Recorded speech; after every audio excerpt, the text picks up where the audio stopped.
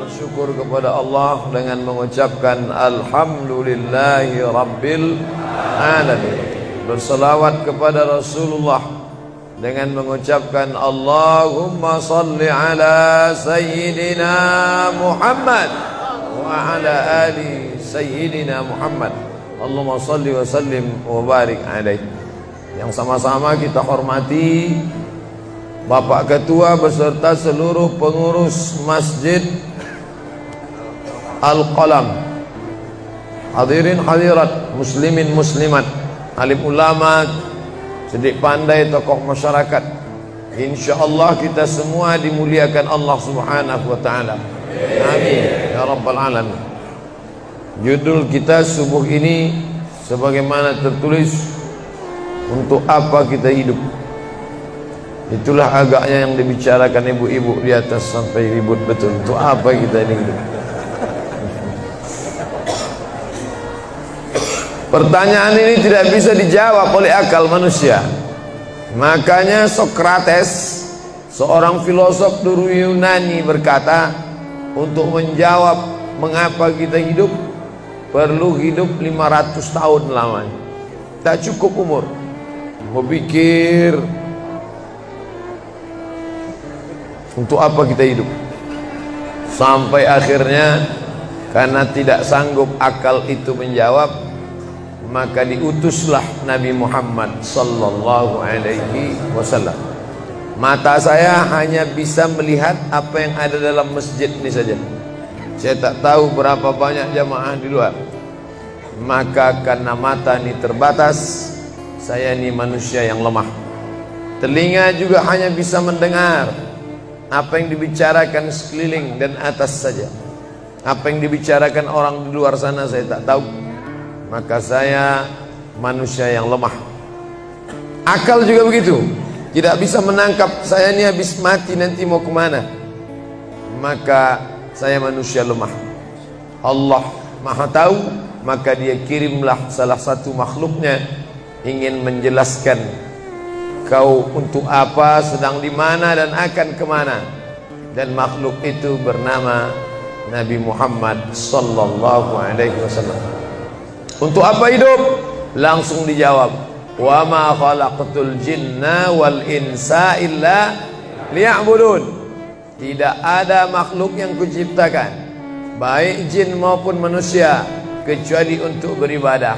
Cara beribadahnya bagaimana? Langsung dijawab, wa ma arsalnaka illa rahmatan lil alamin. Bagaimana cara perbuatannya? Langsung dijawab, laqad kana lakum fi rasulillahi uswatun hasanah. Maka Al-Quran itu menjawab pertanyaan-pertanyaan. Yas'alunaka 'anil mahid, mereka bertanya kepadamu tentang perempuan haid. Qul huwa adza, katakan itu kotor, tidak baik. Yas'alunaka 'anil yatama, mereka bertanya kepadamu tentang anak yatim. Yas'alunaka 'anil khamri wal maisir, mereka bertanya kepadamu tentang khamar dan judi. Yas'alunaka madza yunfiqun, mereka bertanya kepadamu apa yang mesti mereka sedekahkan. Yas'alunaka 'anil ruh, mereka bertanya kepadamu tentang ruh. Qulir ruhu min amri rabbi, katakan ruh urusan Allah Subhanahu wa taala. Wa ma utitum minal ilmi illa qalila, tidaklah kamu diberi pengetahuan tentang itu melainkan hanya sedikit saja. Jadi Al-Quran menjawab berbagai pertanyaan yang tak dapat dijawab oleh survei, tak dapat dijawab oleh lembaga penelitian riset. Dia menjawab apa yang tak bisa dijawab akal manusia. Pepatah Melayu berkata, kalau galah panjang sejengkal, jangan laut hendak diduga. Galah artinya bambu. Orang kalau naik rakit bambu mesti ditanamkan ke dalam sungai. Kalau panjangnya cuma sejengkal, jangan laut hendak diduga. Itulah orang yang terlalu memaksakan akalnya, akhirnya ngomong sendiri dan senyum sendiri. Akhir puncak daripada akal adalah ngomong sendiri, senyum sendiri. Angkot lewat pun dia senyum. Na'udzubillah. Oleh sebab itu kita yang sangat rendah, hina ini mengaku lemah. Aku berserah kepada Engkau ya Allah. berserah itu bahasa Arabnya istislam. Makanya kita ini tadi mengaku di hadapan Allah hanifan musliman, aku condong kepada kebenaran, musliman, dan aku hanya berserah diri kepada Engkau ya Allah ya Rabbal Alamin. Makanya apa kata Allah kita ikut. Padahal ini akhir pekan, weekend, maunya santai, tapi kita ikut apa kata Allah Subhanahu wa taala. Bangun subuh ikut. Padahal ini mestinya santai di rumah, tidur-tiduran, membalaskan sakit hati hari Senin, hari Selasa, hari Rabu, hari Kamis, hari Jumat. Ini hari Sabtu, tapi justru hari Sabtu bersusah payah, berdingin-dingin di luar. Bahkan kabarnya jam 3 sudah ada yang datang ke masjid ini. Bahkan ada yang mabit di samping danau. Bayangkan itu. Orang mabit di Musdalifah, yang mabit di samping danau. Oleh sebab itu maka ini apa yang membuat makhluk ini bisa begini? Itu semua adalah orang-orang yang mengerti untuk apa kita hidup. Karena hidup adalah untuk beribadah. Bangun tadi dari tidur langsung beribadah. Buka mata, ibadah pertama adalah zikir. Alhamdulillahillazi ahyana ba'dama amatana wa ilaihin nusyur. Masuk kamar mandi, tempat najis, kotor, bau, kotoran, tempat setan, tapi tetap menjadi ibadah. Dalam WC-nya pun ibadah. Dia masuk lagi ke kiri, dia katakan Allahumma inni a'udzubika minal khubusi wal khaba'is. Keluar dari kamar mandi itu ibadah juga. Dia langkah kaki kanan, dia katakan ghufranaka, ghufranaka, maafkan aku ya Allah. Mengapa dia minta maaf keluar dari WC? Karena selama di WC dia tidak menyebut Allah. Lidah yang diciptakan untuk beribadah, selama di dalam tidak beribadah, maka ibadah di dalam WC hanya hatinya saja berzikir. Tak boleh menyambut seruan azan. Terdengar suara azan masuk ke WC, Allahu Akbar, Allahu Akbar, Allahu Akbar. Oh, tak boleh. Tak boleh mengucapkan salam. Assalamualaikum, Nabi diam. Assalamualaikum, Nabi diam. 3 kali diucap, Nabi diam. Selesai keluar dari toilet, WC, barulah Nabi menjawab Waalaikumsalam warahmatullah.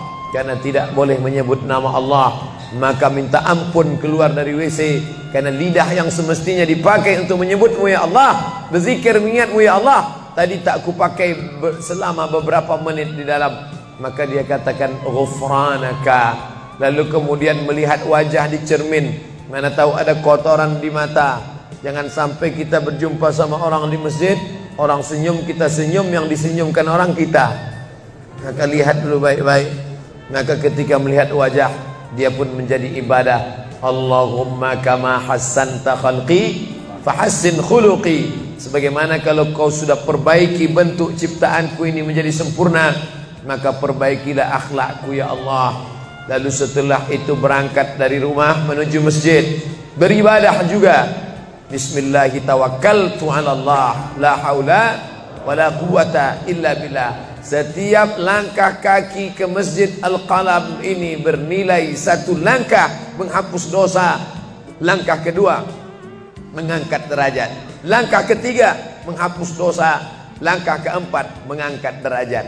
Tidak tanggung-tanggung, derajatnya diangkat Allah. Siapa yang duluan datang langsung dapat di depan. Tapi ada orang terlambat tetap tinggi juga derajatnya. Mana dia? Ini yang di atas. Siapa bilang perempuan direndahkan, dihinakan? Perempuan dimuliakan. Mana contoh perempuan dimuliakan? Kalau mau tahu, datanglah ke Masjid Al-Qalam. Perempuan dimuliakan.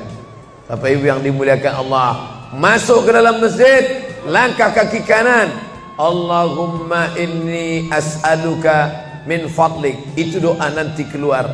Tapi ketika akan masuk, apa doanya? Allahumma ya Allah, iftahli, bukakan untukku abwaaba rahmatik, pintu rahmatmu, bernilai ibadah. Duduk berzikir, jangan ngobrol, jangan cerita. Foto Pak Ustaz, sikit-sikit boleh. Lalu kemudian selama itu tertulis tadi di atas, Itulah hebatnya masuk ke Masjid Al-Qalam, tidak hanya mendengar ceramah dapat pengajian. Ketika saya masuk tadi, dengar suara azan, ada tulisan hadis riwayat Al-Bukhari. Siapa yang mendengar seruan azan lalu menyambut seperti bunyi yang diucapkan muazzin, kecuali pada hayya 'alas shalah, hayya 'alal falah, dia baca la haula wala quwata illa billah, ditutup dengan doa wasilah. Allahumma rabba hadhihi da'wati tammah wassalatil qa'imah, dimintakan untuk Nabi Muhammad, ati sayyidina Muhammadanil wasilah wal fadilah wasyarafa wad darajatal aliyatar rafi'ah. Yang kelima, wa ba'athullahumma maqaman mahmuda alladhi wa'adtah innaka la tukhliful mi'ad. Maka kata Nabi, halat laku syafa'ati yaumal qiyamah, layaklah dia mendapat syafaatku hari kiamat. Makanya selama duduk di depan tadi, tak ada satupun yang ngobrol, semuanya menyambut seruan azan. Allahu Akbar, Allahu Akbar, Allahu Akbar, Allahu Akbar. Ada kawan sebelah ngajak ngobrol, gimana bro program mancing kita? Allahu Akbar, Allahu Akbar. Nah, cerita tak tentu arah. Ini kita sedang beribadah kepada Allah Subhanahu wa ta'ala. Lalu kemudian selesai azan, salat sunat yang balasan pahalanya khairum minad dunya wa ma fiha, lebih baik daripada dunia dan seisinya. Apa itu? Qabliyah subuh. Sampai-sampai andai terlambat qabliyah subuh, tetap boleh dilaksanakan setelah subuh. Habis salat subuh barulah dilaksanakan qabliyah subuh. Tapi kalau sudah sama-sama ngaji, tapi kalau nanti pulang kampung, justru sekarang orang di kota ngaji, di kampung tidak ngaji. Zaman dulu di kampung ngaji, di kota tidak ngaji. Sekarang dunia sudah mau kiamat. Di kampung orang ngaji, di kampung orang tidak ngaji. Kenapa? Parabola masuk desa. Oleh sebab itu maka kalau di kampung itu tidak ada pengajian, mereka tidak tahu bahwa qabliyah subuh diganti setelah subuh. Nanti pas mau bulan puasa pulang kampung, jangan qabliyah subuh setelah subuh. Karena nanti begitu mereka lihat, loh apa tuh? Sejak tinggal di Bekasi ikut aliran sesat. Dan dia tidak tahu bahwa sholat qabliyah subuh itu jangan sampai tinggal. Andai tertinggal, tetap dilaksanakan setelah sholat subuh.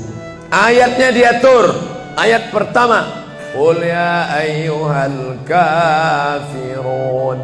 Ayat yang kedua, qul huwallahu ahad, Allahu samad, lam yalid wa lam yulad wa lam yakul lahu kufuwan ahad. Andai masuk ke dalam masjid, kebetulan jamnya langsung nampak kelihatan, iqamat tinggal 2 menit lagi, iqamat 2 menit, tak mungkin sholat 4 rakaat. Pilihannya tahiyatul masjid atau qabliyah, qabliyah atau tahiyatul masjid. Kalau melaksanakan tahiyatul masjid tidak dapat qabliyah. Tapi kalau melaksanakan qabliyah, automatically dapat tahiyatul masjid. Oleh sebab itu andai terlambat, waktu tinggal 2 menit, maka laksanakanlah qabliyah subuh. Tapi jangan gara-gara ini terlambat terus. Yang paling afdal cepat datang. Apa kata jamaah? Yang lambat kan ustaz, kami cepat datang. Bapak ibu yang dimuliakan Allah Subhanahu wa ta'ala, selesai itu salat subuh. Kalau qabliyahnya lebih baik daripada dunia dan seisinya, apalagi salat subuhnya. Begitulah. Kalau qabliyahnya saja yang pendek ayatnya lebih baik daripada dunia dan seisinya, apalagi salat subuhnya. Lalu pahala salat subuh itu apa? Tak ada yang tahu. Makanya kata Nabi, lau ya'lamuna ma fil atamati was subhi, andai mereka tahu pahala salat subuh berjamaah, la atauhuma habwan, mereka akan datang ke Masjid Al-Qalam walaupun merangkak, habwan, lumpuh, sakit kakinya, dia akan datang.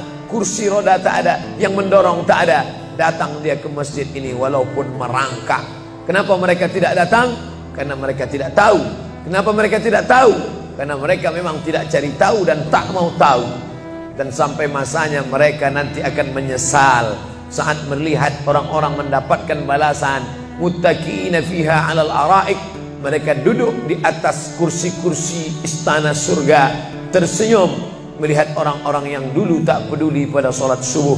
Mudah-mudahan kita semua istiqomah insyaallah. Jadi Ustadz, kalau hidup ini cuma untuk ibadah, sholat, masjid, baca Quran, zikir, gimana kami mau mencari nafkah? Gimana kami mau buka ruko? Gimana kami mau bisnis? Gimana kami mau tanam kelapa sawit? Gimana kami mau proyek batubara? Gimana kami mau ternak ikan? Ini mesti dipahami bahwa ibadah itu dibagi dua. Satu namanya ibadah mahdah, pure, original, murni, tidak bercampur dengan apa-apa. Yang satu lagi tidak ibadah tapi bernilai. Nah, ini mesti dipahami. Bapak yang masuk kantor dari jam 8 pagi sampai jam 4 sore itu ibadah. Karena kalau itu tidak ibadah, habislah waktu kita. Makanya yang bekerja niatkan ibadah. Sehingga kalau istrinya nanya, "Mas kok lama pulang?" Ibadah nih, Mas. Tapi jangan gara-gara ini di kantor itu ibadah, lalu ketika azan di masjid kantor berkumandang, hayya 'alas shalah, dia terus ngetik, "Mas, ayo ke masjid." Enggak, ini pun juga ibadah. Kau ibadah aja ke sana, aku ibadah di sini. Itu juga enggak benar. Karena ibadah itu dibagi dua. Satu yang murni, pure, tidak bercampur dengan apapun, namanya ibadah mahdah. Salat, baca Quran, zikir, iktikaf. Tapi ada satu lagi tidak ibadah, tapi kalau diniatkan dia bernilai ibadah. Termasuk ibu-ibu yang hamil 9 bulan 10 hari, itu ibadah. Kalaulah 9 bulan 10 hari itu tidak ibadah, betapa tidak adilnya Allah. Masa kita yang duduk-duduk di masjid dapat pahala ibadah, dia yang muntahnya, yang ngidamnya tak dapat ibadah. Tadi malam begitu sampai di airport langsung SMS masuk, "Ustadz, keluar dari pintu berapa? Ini ada perempuan ngidam mau ketemu." Saya keluar dari pintu 4, kami sudah standby di pintu 4. Lantai berapa? Lantai paling atas. Oke, sampai di sana lihat perempuan tidak pakai jilbab, pakai celana jeans. Saya udah mau marah. Ini kenapa? Mohon maaf Pak Ustadz, non muslim. Astagfirullah. Rupanya non muslim hamil ngidam mau jumpa Ustadz Somad. Mudah-mudahan anaknya jadi anak soleh. Biasa. Allahu Akbar. Bernilai ibadah. Lalu yang dapat pahala dari itu siapa? Dari mana ibu-ibu hamil muda itu tahu saya? Kenal saya di mana? Padahal dia dari Jawa, saya dari Sumatera.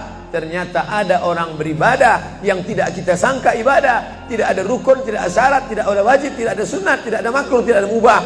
Apa ibadahnya? Ya ini, merekam ceramah ini. Merekam ceramah ini ibadah.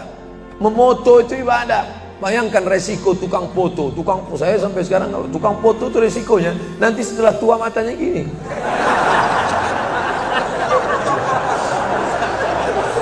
Tapi kalau mereka niatkan ikhlas untuk ibadah, maka insya Allah sehat walafiat. Ini sampai sekarang yang banyak moto-moto ustadz itu mana ada matanya tetap aja sehat. Kenapa? Karena diniatkannya untuk ibadah. Hidup ini kalau berniat ibadah tidak ada capeknya, tidak ada lelahnya. Kenapa? Karena mengharapkan balasan dari Allah. Ilahi anta maksudi wa ridhaka matlubi. Yang kumaksud hanya Engkau ya Allah, dan ridhamu lah yang kucari. Suatu ketika saya sampai di sebuah kabupaten kota, saya tanya ke Pak Bupati, "Pak, ya, kenapa Bapak buat pengajian untuk PNS hari Kamis pagi? Pagi Kamis buat pengajian tabligh akbar. Apa manfaatnya menurut Bapak sebagai pimpinan daerah?" Ternyata Ustadz Somad, kami sudah coba formula macam-macam untuk PNS ini. Pertama kami undang motivator dari Jakarta. Akhirnya di gedung hotel dengan biaya mahal. Lalu kemudian dengan infocus, suara menggelegar. Semangat, semangat, semangat. Keluar dari situ lesu. Motivatornya pulang, pegawai letoy. Akhirnya kami buat undang tentara dengan bapak polisi, baris berbaris, siap, siap. Pak polisi pulang, gak siap lagi. Ternyata yang disentuh paling mantap bukan fisiknya, bukan matanya, bukan pakai infocus, bukan pakai suara menggelegar, tapi yang disentuh adalah hati. Dan satu yang bisa menyentuh hati itu adalah agama. Itulah makanya ibu bapak coba nanti kalau mau buat praktek, buat satu kotak, buat satu lagi kotak. Ada 2 kotak. Kotak ini buat voucher, namanya sumbangan. Kotak ini buat juga voucher, tulisannya sodakoh. Lihat mana yang paling banyak diambil umat Islam, sumbangan apa sodakoh? Sodakoh, padahal nilainya sama. Sumbangan 100.000, sodakoh 100.000. Bapak ibu silakan ambil untuk anak yatim fakir miskin kita.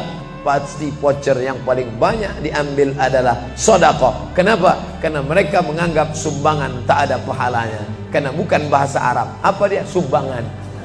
Enggak ada dalam Quran. Ya ayyuhallazina amanu, sumbangan. Yang ada adalah sedekah. Innamas shadaqatu lil fuqara wal masakin wal 'amilina 'alaiha wal mu'allafati qulubuhum wa fir riqab wal gharimin wa fi sabilillah wa ibnis sabil. Itulah mengapa yang disentuh itu bukan nalar otaknya, tapi yang disentuh itu adalah hatinya. Ala fil jasadi mudghah. Ketahuilah dalam jasad itu ada segumpal. Idza salahat salahal jasadu kulluh. Kalau yang segumpal itu baik, maka yang lain ikut menjadi baik. Wa idza fasadat fasadal jasadu kulluh. Kalau yang segumpal itu rusak, jahat, kotor, hitam, gelap, maka yang lain ikut menjadi rusak. Ala wahyal qalb, hati. Jagalah hati. Itu yang selalu dipesankan Ustadz kita Agib, jagalah hati. Jangan kau terserah. Bapak Ibu yang dimuliakan Allah, salah satu yang merusak manusia sekuler, membagi 2. Di masjid ibadah, di kantor tidak ibadah. Fatal. Di masjid dianggap ibadah. Jangan heran kalau ada orang di masjid khusyuk, takut nengok ke atas, melihat hanya tempat sujud saja. Allahu Akbar, tidak mau lihat ke atas. Kenapa? Dia khusyuk. Tapi di kantor dia lebih setan daripada setan. Kenapa? Berasal dari pemahaman yang salah. Karena dia sudah bagi 2. Di masjid ibadah, di kantor tidak ibadah. Bahkan yang lebih fatal, yang kotor-kotor di kantor bisa dibersihkan di masjid. Kotor. Akhirnya untuk membersihkannya pergi dia ke masjid. Laundry yang paling besar Masjidil Haram. Sampai di sana nangis di pintu Ka'bah. Ya Allah, dah selesai bersih. Enak aja. Bukan begitu ajaran Islam. Labbaik Allahumma labbaik, labbaik Allahumma labbaik. Apa kata malaikat? La labbaik wala sa'daik. Kau tidak dapat panggilan, kau tak dapat kebahagiaan, kau tak dapat haji mabrur, kau tak dapat surga. Zaduka haram, karena kau berangkat dengan uang haram. Oleh sebab itu pemahaman Islam mesti utuh. Semua adalah ibadah. Kalaulah gerak tidak ibadah, betapa menyakitkannya bapak-bapak polisi di jalan raya kena panas terik, padahal dia tidak ada penutup kepala di atas, berkeringat berpeluh. Mereka tetap merasakan itu sebagai ibadah. Tentara yang membela negara, angkatan laut di perbatasan sana, datang kapal-kapal perompak dari Thailand ingin mengambil ikan kita, tenggelamkan. Itu kalau tidak nilai ibadah, dia takut.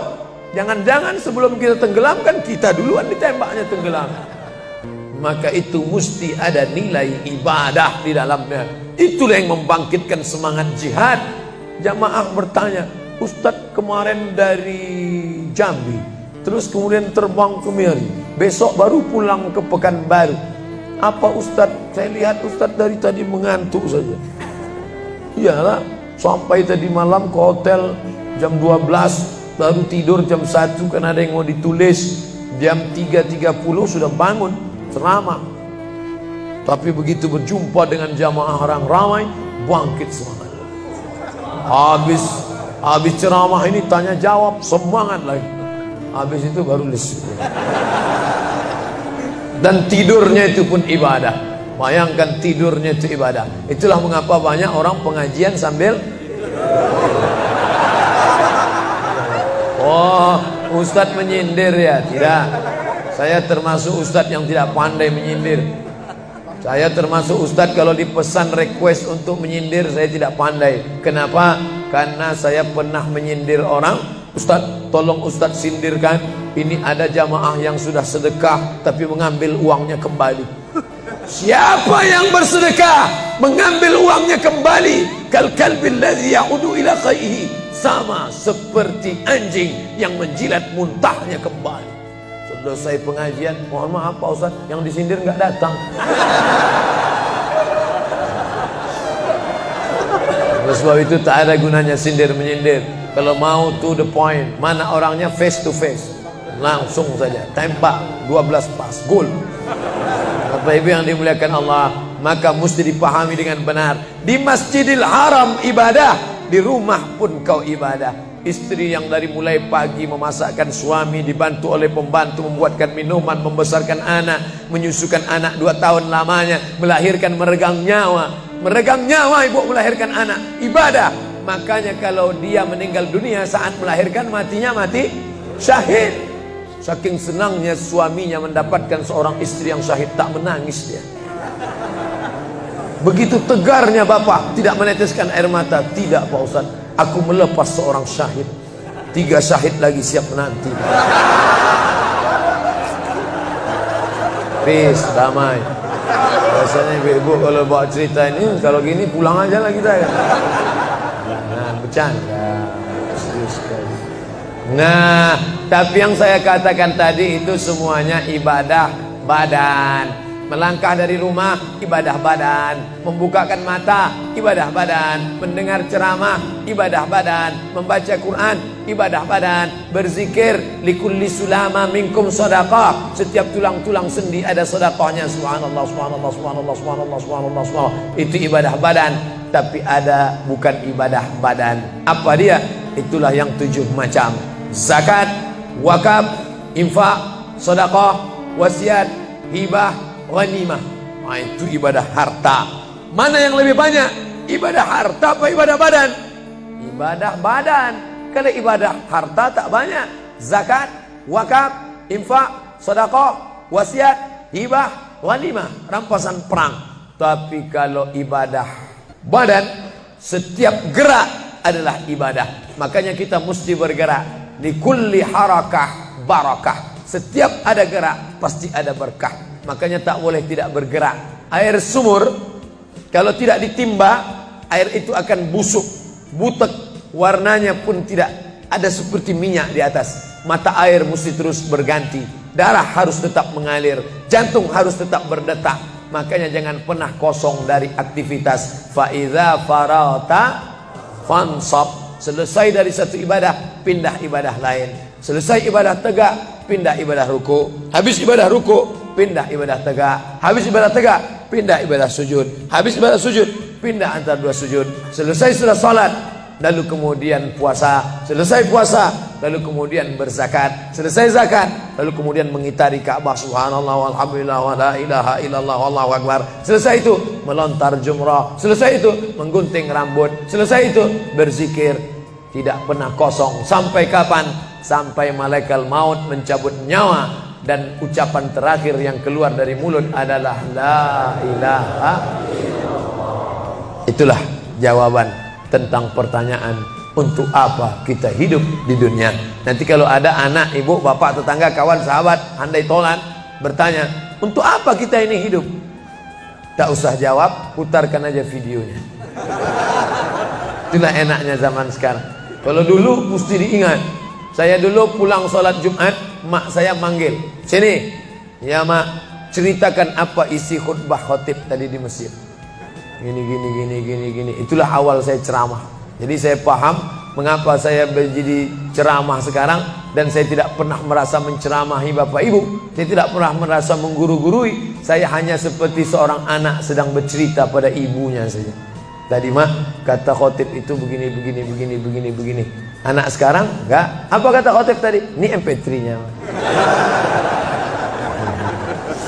Bapak Ibu yang dimuliakan Allah Subhanahu wa taala, ibu yang mendidik anak-anak ibu, ibadahnya luar biasa. Itulah mengapa ibu lebih tinggi derajatnya daripada laki-laki. Ilzam rijlaiha, kau urus tapak kakinya, fathammal jannah, kau dapati surga di sana. Di bawah tapak kakinya surga, al jannatu surga, tahta di bawah aqdam kaki al ummahat, ibu-ibu. Kenapa begitu? Karena ibadah dia yang luar biasa, tidak bisa dilakukan oleh laki-laki. Salat kita bisa, puasa kita bisa, tawaf kita bisa, sa'i kita bisa, melontar jumrah kita bisa, tahallul kita bisa. Tapi ada yang kita tak bisa. Apa dia? Mengandung. Kita tak bisa. Siapa yang mau coba mengandung, keluar dari sini, ambil bola voli, ikat di perut. Melahirkan, kita tak bisa. Siapa yang ingin coba melahirkan, keluar dari sini, telanlah jeruk bulat-bulat. Habis itu keluarkan bulat-bulat. Menyusukan, kita tak bisa. Dan itu ibadah. Tapi bukan ibadah mahdha. Dia tidak selevel dengan sholat, zakat, puasa, haji. Tapi ibadah ini berkualitas. Ibadah badan, sudah. Ibadah harta, sudah. Ada ibadah yang terakhir, yang ketiga. Kalau ibadah badan berkeringat, lelah, capek. Ibadah harta, duit habis. Tapi ada ibadah satu lagi, tak nampak di mata. Apa dia? Ibadah hati. Itulah dia ikhlas. Orang yang ikhlas tak tampak. Ikhlas, ridha, qanaah, tawakal, zikir, muhasabah, muraqabah, tazkiyatun nafs, mensucikan hati dari penyakit hati, riya, sum'ah, takbur, sombong, hasad, busuk hati. Itu ibadah.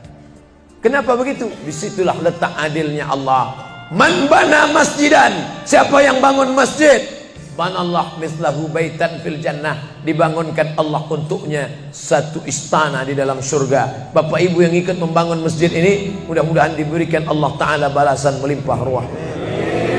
Kami nggak bisa Pak Ustadz, jangankan bangun masjid, buat rumah kami aja kami nggak bisa. Allah Maha Adil. Kalau kau tidak bisa dengan ibadah harta, maka engkau dengan ibadah tangan. Apa dia? Ikut gotong royong masjid. Nampak ada pembangunan masjid, ikut ngecornya, pasangnya. Tapi dengan syarat menyelesaikan masalah. Jangan buat masalah. Man shalla isnatai asyrata rakaat, siapa yang salat 12 rakaat fil yaumi wal lailah, sehari semalam, bunyalahu bihinna baitun fil jannah, dibangunkan untuknya satu istana di dalam surga. Sama macam orang yang bangun masjid, salat 12 rakaat. Kamu bisa bangun masjid? Bisa. Bagus. Kamu? Saya nggak bisa. Amal saya apa? Tenang, ada amal. Allah Maha Adil. Salat 12 rakaat. 2 rakaat sebelum subuh, 4 rakaat sebelum zuhur, 2 rakaat setelah zuhur, 2 rakaat setelah maghrib, 2 rakaat setelah isya. 12 rakaat. Saya nggak bisa Pak Ustadz, sedang terbaring di rumah sakit, kaki sakit, kepala sakit, hati sakit, jantung sakit. Stop, jangan lanjutkan. Aku tak sampai hati mendengar penderitaan. Jadi amal saya apa Pak Ustadz? Ada satu amalmu. Apa dia? Ridha, menerima takdir Allah Subhanahu wa ta'ala. Sakit Pak? Tidak. Kenapa? Sakitku hilangkan hatiku ridha.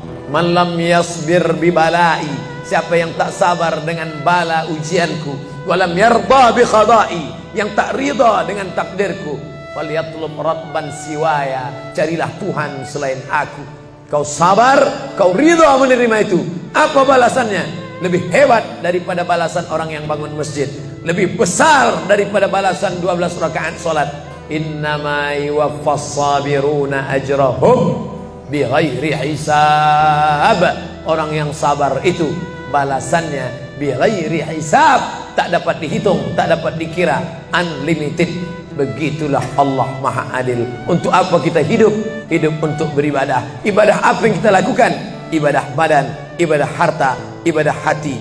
Yang sudah melaksanakan tiga-tiganya, alhamdulillah.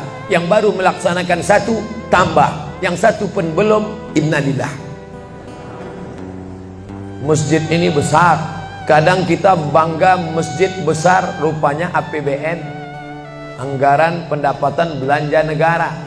Bangga kita masjid megah, rupanya APBD, anggaran pendapatan belanja daerah. patutlah masjidnya di tengah hutan, karena di situ tanah yang murah.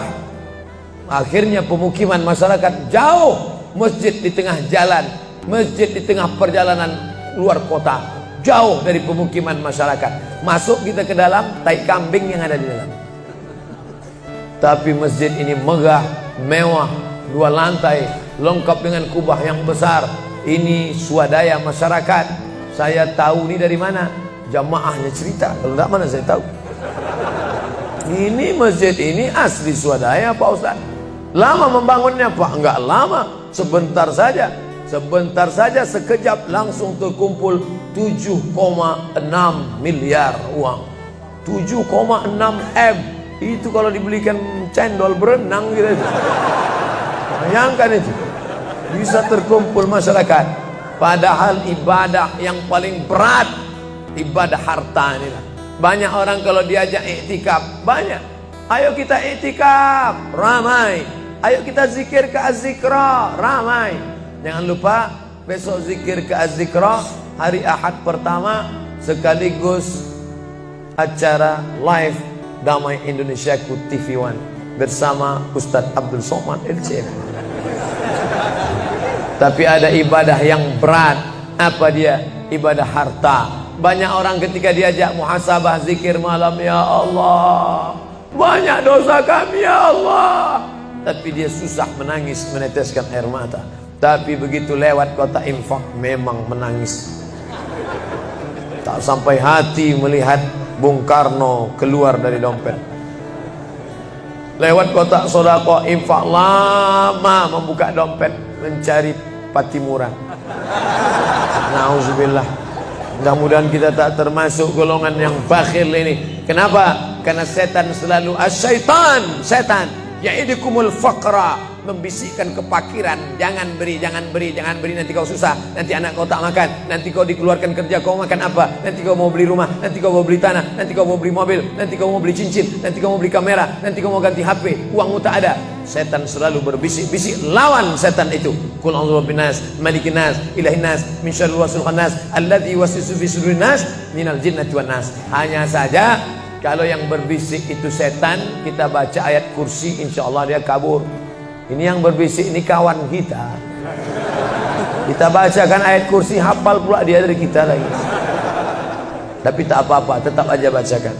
Allahu la ilaha illa huwal hayyul qayyum, la ta'khudhuhu sinatun wa la naum. Hembuskan ke wajahnya. Bapak Ibu yang dimuliakan Allah, setelah ibadah 3 ini kita lakukan, ibadah badan sudah, sholat subuh sampai melimpah ruah ke belakang. Saya dengar suara hati tadi, lapor, tenda sudah penuh, sudah melimpah ke jalan. Masya Allah. Ibadah harta sudah 7,6 M. Ibadah hati sudah, sabar, ridha, qanaah, tawakal. Tapi jangan lupa, datang merusak yang 3 ini, perkelahian, merusak ukhuwah Islamiyah. Masjid yang besar, kalau sudah kelahi di dalamnya, tinggal kelahi, tak lagi ada persatuan. Masuk masjid bukan baca doa pintu masuk masjid, malah masuk masjid ngelihat kira-kira dia di mana ya. Oh dia di sana, gua di sini lah. Oh di sini, dia di sini. Sampai akhirnya suatu hari terlambat, lupa ngelihat. Allahu Akbar, rupanya dia di samping. Jangan kelahi. Wa'tasimu bihablillah. Berpegang teguhlah dengan tali Allah. Tali Allah itu apa? Al-Quran dan Sunnah. Apalagi ulama. Gak ngerti Quran, gak ngerti Sunnah, tanya ulama. Al-ulama warasatul anbiya. Wa'tasimu bihablillah. Berpegang teguh dengan tali Allah. Wala tafarraqu. Jangan berpecah belah.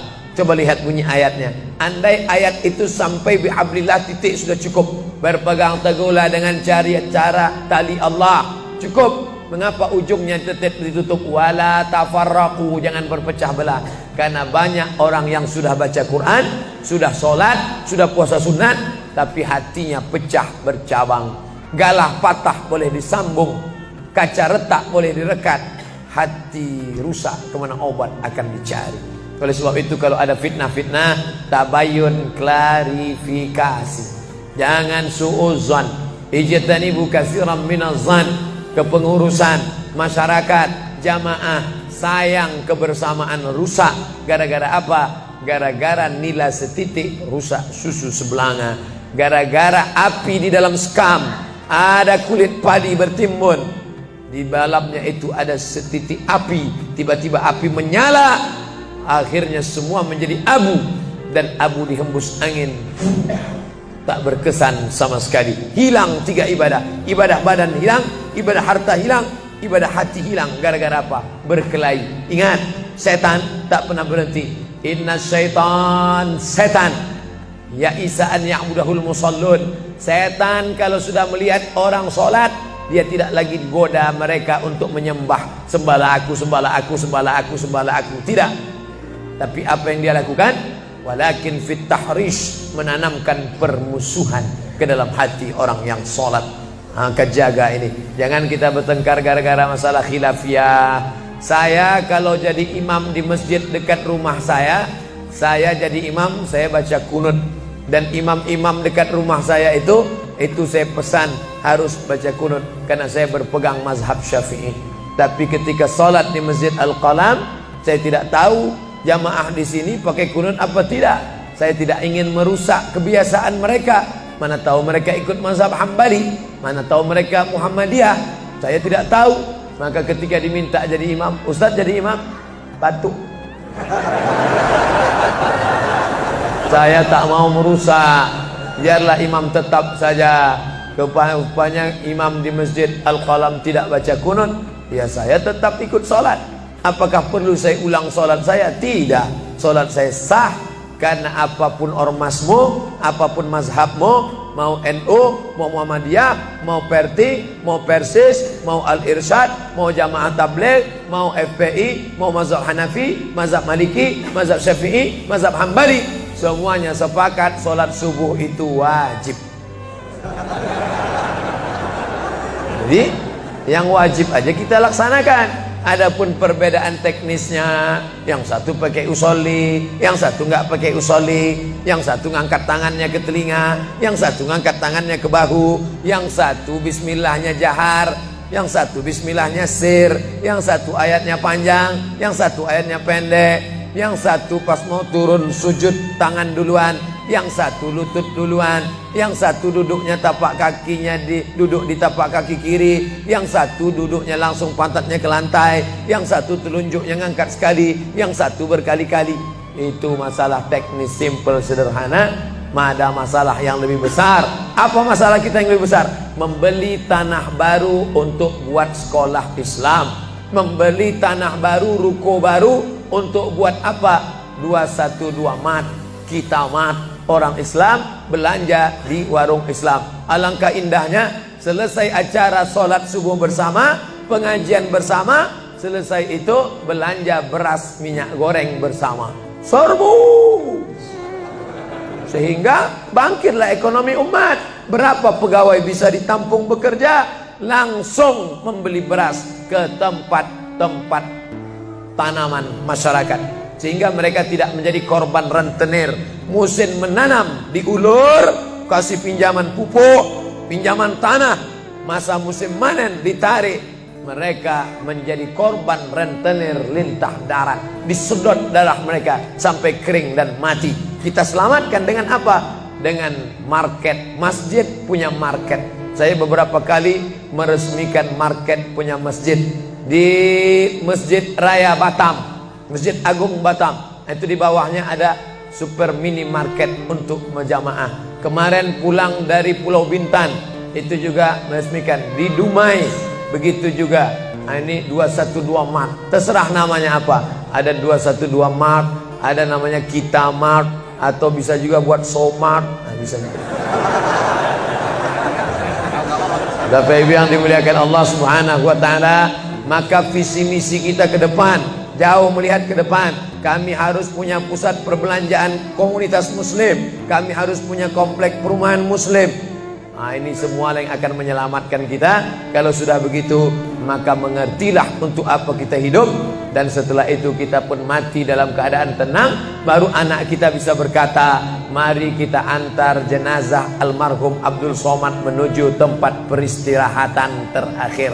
Karena memang benar-benar istirahat. Tapi berapa banyak orang tidak istirahat, karena amal badan tak ada, amal harta tak ada, amal hati tak ada. Tak pernah memikirkan masjid, tak pernah memikirkan umat, tak pernah memikirkan belanja umat, tak pernah memikirkan pendidikan anak-anak umat. Akhirnya mati yang layak untuk dia. Mari kita antar dia menuju azab pertama, akan menyusul azab-azab berikutnya. Na'udzubillah.